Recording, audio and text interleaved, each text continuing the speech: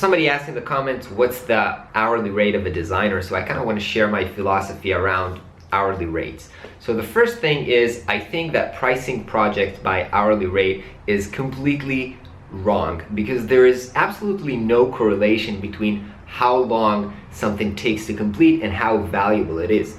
And let me give you an example. If another designer takes 100 hours to complete a branding project and I can get the project done in 10 hours, does that mean he has to make 10 times more money than me? Obviously no, I should be making more money than him. So there is absolutely no correlation between how long it takes to complete. So when you're charging by the hour, what actually happens is you create a conflict between you and your client, because your interests are now to work for as many hours as possible, and the client, obviously he wants a good quality, and good quality usually takes time, but within that good quality he wants the work to be done as fast as possible, which means paying you less. So that's kind of a conflict of interest, which I always try not to mention. I never tell my clients how long something takes me to complete, and I don't think it's any of their business. We always have a deadline and I always deliver by the deadline, but they don't know, and actually they don't even care if I only work 1 hour or 10 hours or 100 hours to deliver good quality by the deadline. Now, there's one exception to that, and that is retainers, because for example, me, I have a retainer client who's paying me for 2 days of my week. So in that case, the client is actually not paying for kind of a valuable product like a website, an app, a logo, or whatever. He's actually buying my time, and in that time we can do whatever he chooses to do.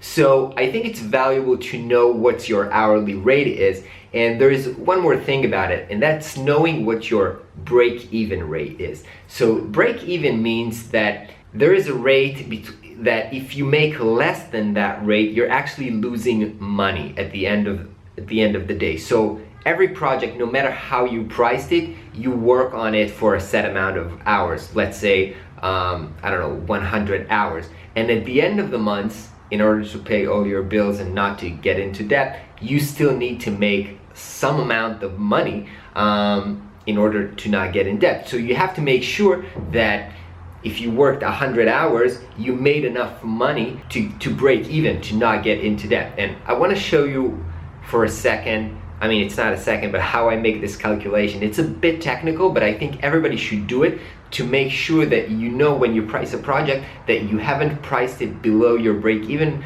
rate and you're gonna lose money on that. All right, so the first step in understanding my break-even rate is to understand how much money I need to make. So let's say my spendings are $100,000 per month. That's just an example, of course. So that means I have to make break even $10,000 after tax in order not to get in debt. So now I want to try to figure out my hourly rate. So I want to know how many hours I work, working hours per month. So I'm super honest with myself, and I know that I work not more than probably 4 hours a day on projects, okay? Other than that, I usually do emails, phone calls, Facebook, stuff like that, which is not actually hours that are going towards completing project. So when I try to understand how many working hours I need to have, like what they call the lawyers billable hours, I calculated by 4 hours per day. So I have 4 hours per day, then I have 5 days per week, and then I have, let's say, 4 weeks per month. So that would mean 4 times 5 times 4, that means 80-hour work week. Okay? 80 hours per month, sorry. Is that correct? Yeah, I guess that's correct. So that's 80 hours per month. Okay, so basically that means I have to do 10,000 divided by 80 to get 10,000 divided by 80. I have to make $125 at least per hour in order to break even. Now that calculation is super simplified because it does not take into consideration lots of things like tax, things like national holidays, sick days, and stuff like that. So usually, if you want to make this a really smart calculation, and you probably should do, you should do it a yearly calculation. I will post in the description a link to an article that we have in the New School around how to really do this break-even calculation formally and good. But it's really important that you know that, because now I know that if I have a project that I estimated in 100 hours, for example, and I need to make at least $125 per hour, so I cannot charge anything below 12,500. Sorry if I'm wrong about the math, I'm so bad about that. I can't charge nothing below that. Now that doesn't mean that the price of the project should be $12,500.